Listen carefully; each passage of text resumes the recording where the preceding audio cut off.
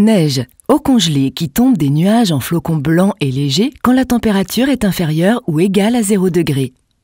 Verglas. Le verglas est une couche de glace compacte et lisse qui provient de la pluie. Il se forme sur un sol humide, donc quand la température est inférieure ou égale à 0 degré. La neige présente les mêmes effets que la pluie, mais décuplés.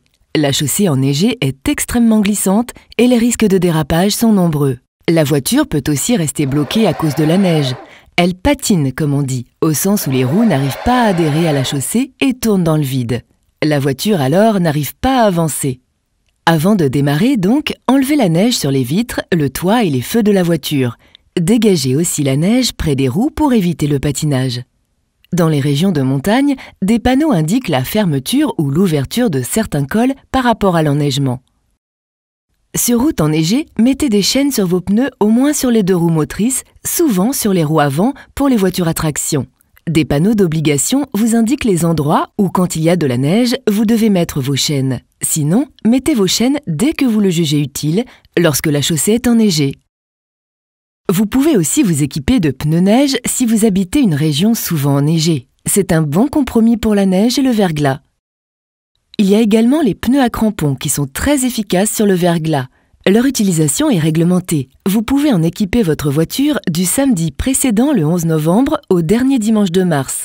Votre vitesse sera alors limitée à 90 km/h sur toutes les routes hors agglomération. L'hiver, n'oubliez pas de mettre de l'antigel dans votre lave-glace. Munissez-vous d'une raclette pour enlever la neige ou le gel de vos vitres et d'une pelle à neige pour dégager votre voiture. Pensez à prendre des vêtements chauds et protecteurs, gants, pulls et bottes. Par temps de neige, vous devez circuler en feu de croisement hors agglomération et en agglomération. Vous n'avez pas le droit de rouler en feu de route. Vous pouvez les remplacer par les feux de brouillard avant ou bien utiliser les 2 feux ensemble. Vous pouvez également utiliser les feux de brouillard arrière. Vous serez mieux vu de loin. Voici maintenant quelques réflexes à maîtriser en cas de conduite sur neige ou sur du verglas. Ralentissez de moitié. Anticipez au maximum vos freinages. Freinez en douceur et évitez tout mouvement brusque de volant ou d'accélération. Augmentez vos distances de sécurité. Si la voiture se met à glisser, ne freinez surtout pas, sinon vous allez encore plus déraper. Réduisez très progressivement l'allure grâce au frein moteur en passant à une vitesse inférieure. Le verglas est une couche de glace compacte et lisse qui provient de la pluie. Il y en a surtout dans les forêts, sur et sous les ponts et près des cours d'eau.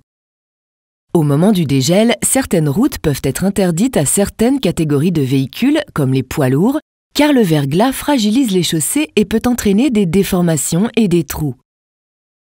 Avant de démarrer, si les vitres sont gelées, activez le chauffage et le désembuage. En chauffant, le gel va se transformer en eau.